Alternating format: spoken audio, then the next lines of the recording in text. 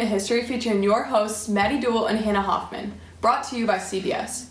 Today we will be discussing ancient board games. We have two subjects. One is an Egyptian game called Senet, and the second is Chaturanga chess.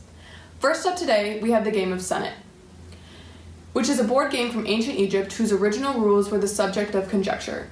The oldest hieroglyph symbolizing a Senet game dates to around 3100 BC. During this time, the Egyptian civilization began under King Narmer when he established the first Egyptian dynasty. In addition, Upper and Lower Egypt was united under Menes. This time also started the early dynastic period. Game boxes of Senet are found in a number of tombs. Queen Nefertari is shown playing the game of Senet on the wall of her tomb, and King Tutankhamun is buried with over 5 game boxes. The ancient Egyptians believed in the afterlife, and in order to reach the afterlife, there were several obstacles that one had to overcome. The game of Senet, which means passing, is correlated with the journey to the afterlife. This board game was a favorite pastime in Egypt and was very popular. However, the game was complicated. 2 players determined who began by throwing sticks or bones.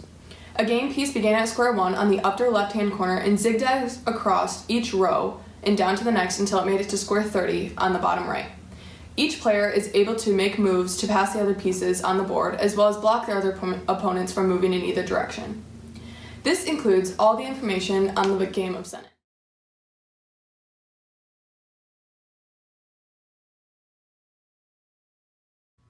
The second game is Chaturanga chess, which originated in India during the Gupta Empire in the 500s. This time was considered the golden age of India in art and architecture.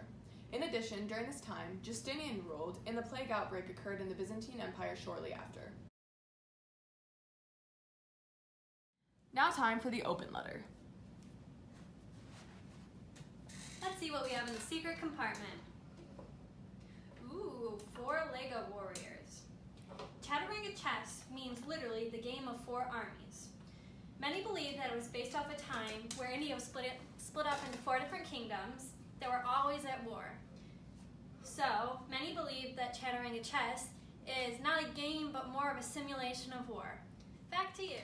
The game spread very quickly throughout India, Persia, and Arabia during the 7th century and was eventually transformed into the modern game of chess in the 15th century. The game of Chaturanga chess can be played by 4 players who form teams of 2.